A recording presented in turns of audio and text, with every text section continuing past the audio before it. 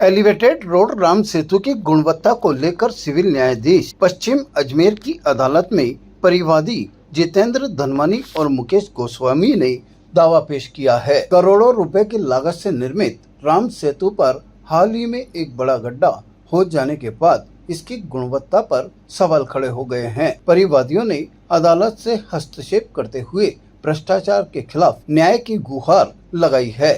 जितेंद्र धनवानी ने बताया कि यह प्रकरण न्यायालय में इसलिए प्रस्तुत किया गया है ताकि ये पता लगाया जा सके कि राम सेतु के निर्माण में किस प्रकार की सामग्री और मापदंडों का उपयोग किया गया है और किन अधिकारियों या ठेकेदारों की लापरवाही या भ्रष्टाचार के कारण यह स्थिति बनी है।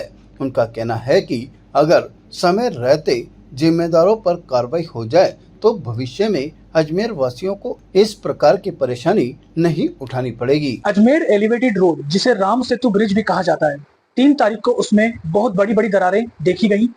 करीब से देखने पर पता चला कि वो अंदर से पूरी तरह से खोखली है। हमने माननीय न्यायालय के समक्ष ये प्रकरण इसलिए प्रस्तुत किया है जिससे ये पता लगाया जा सके कि इसमें किस तरह की सामग्री व मापदंडों का प्रयोग किया गया है, जिससे जिम्मेदार व्यक्ति पर कार्रवाई की जा सके एवं आगामी भविष्य में ऐसी किसी भी तरह की समस्या अजमेर निवासियों को देखनी ना पड़े एवं सामग्रियों के मापदंडों का दरकिनार न करके सही तरह से उपयोग किया जा सके। जो एलिवेटेड रोड है उसका कम समय में ही उसका इस प्रकार से होना शहर वासियों के लिए एक चिंता का विषय बन चुका है और एक जानलेवा साबित होने की लोगों में हो रही है कि उसका उपयोग एक घटिया सामग्री उसमें काम में ली गई है और इतने कम समय में उसका इस तरीके से हो जाना एक चिंता का विषय है शहरवासियों के।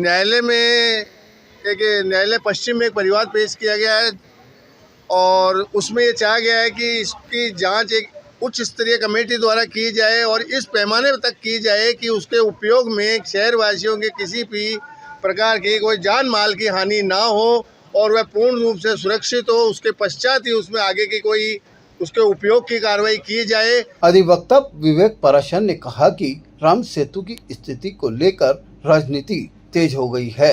कांग्रेस और भाजपा एक दूसरे पर आरोप प्रत्यारोप कर रहे हैं। उन्होंने सवाल उठाया कि जब एलिवेटेड रोड के निर्माण के हर चरण में टेस्टिंग और मौका रिपोर्ट होनी चाहिए तो फिर इतनी जल्दी पुल की यह स्थिति कैसे हो गई। आप सभी राजनेताओं को इस मुद्दे पर बात करनी चाहिए कि शहर की राजनीति अपनी जगह करें, शहर के विकास के लिए एक ही बात करें कि ये किसी ने भी बनाया हो, चाहे नाम इसका एलिवेटेड रोड हो चाहे राम सेतु हो, इसमें जो घटिया सामग्री का इस्तेमाल हुआ है, जो मापदंडों को जो दरकिनार किया गया है, सभी पूरे अजमेर शहर वासियों को पता है कि जब ये ब्रिज बनने की तैयारी चल रही थी तब से इसका विरोध जोरों पर था। इसकी जो ऊंचाई चौड़ाई मापदंड जो थे उसके स्वरूप को बार बार बदला गया।